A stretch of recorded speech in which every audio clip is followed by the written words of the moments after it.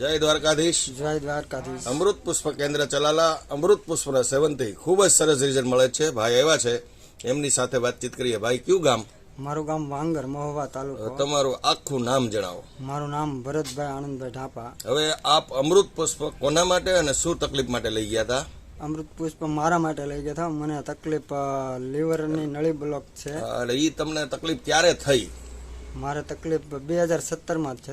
ત્યારે તમને પરિસ્થિતિ શું થઈ હતી? પરિસ્થિતિ મારું પેટ ફૂલી જતું. કેવું પેટ થતું હતું? બહુ મોટું થઈ જતું. પાણી, આમ તો પાણી જ ભરાઈ જતું પેટની બરાબર. અંદર. હા, બીજું? પછી હાલી નો એકું, શ્વાસ ચડવા મળે, ને જમીનો એકું, હા, બરાબર. આ નીંદર પરિસ્થિતિ ન આવે, એવી બધી પરિસ્થિતિ હતી. ટૂંકમાં તમારું જીવન એકદમ પથારી વચ્ચે જેવું જીવન થઈ ગયેલું હતું.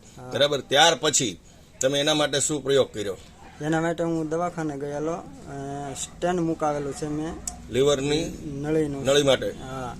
એના હિસાબે શું થાય? લીવરમાં શું ફોલ્ટ હતો? લીવર ભેગું થતું જતું, લોહી ન મળતો. અને ત્યાર પછી તમે સ્ટેન્ડ મુકાવ્યું. સ્ટેન્ડ મુકાવ્યા પછી ઈ પરિસ્થિતિની અંદર કેટલો ફાયદો થયો? ઈ પરિસ્થિતિ જે હતી પેલા જૂની તમારી, અને ત્યાર પછી તમે સ્ટેન્ડ મુકાવ્યું. સ્ટેન્ડ મૂક્યા પછી પણ પરિસ્થિતિની અંદર શું ફેરફાર થયા?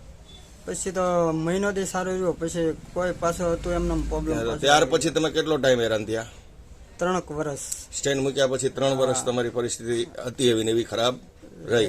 તો જમવામાં તમે કેટલું જમી શકતા હતા? 3 4 દિવસ સુધી હું જમતો જ નહીં, બિલકુલ નહીં. 3 થી 4 દિવસ સુધી જમી શકો જ નહીં.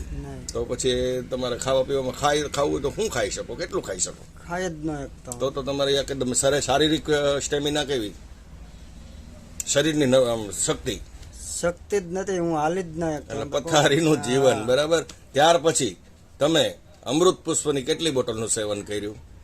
મેં એ પહેલી જ બોટલે મને રિઝલ્ટ મળ્યું. પહેલી બોટલ નું સેવન કર્યા પછી આ જે પરિસ્થિતિઓ હતી તમારી શારીરિક જે તકલીફો, લીવરની જે તકલીફ હતી, એની અંદર શું સુધારો? પહેલા તો શું થયો? સુધારો તો અમારે જમવાનું હાલવા મળ્યું. પેલા જે તમારું પેટ ફૂલેલું હતું એનું શું થયું? એ તો હાવ બેહી ગયું. બરોબર. પહેલી જ બોટલ. બરાબર. પછી જે જમવામાં હું જમવા મળ્યો. કેટલા દિવસની અંદર સુધારો થયો એ જમવાનો? 15 દિવસ. અમૃત પુષ્પનું સેવન કર્યા પછી 15 દિવસ 15 દિવસ પછી કેટલું ખાઈ શકતા સ્ટાર્ટિંગ ની અંદર?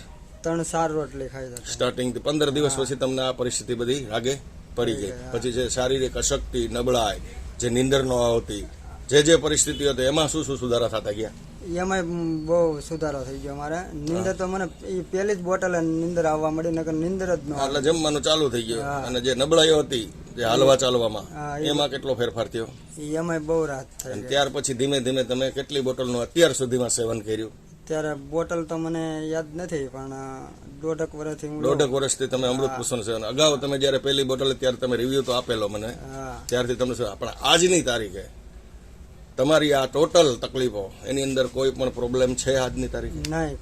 અત્યારે રિઝલ્ટ કહીએ તો કેટલું કહી શકાય? રિઝલ્ટ એટલે મારે આમ તો 90% ઉપર રિઝલ્ટ છે મારું.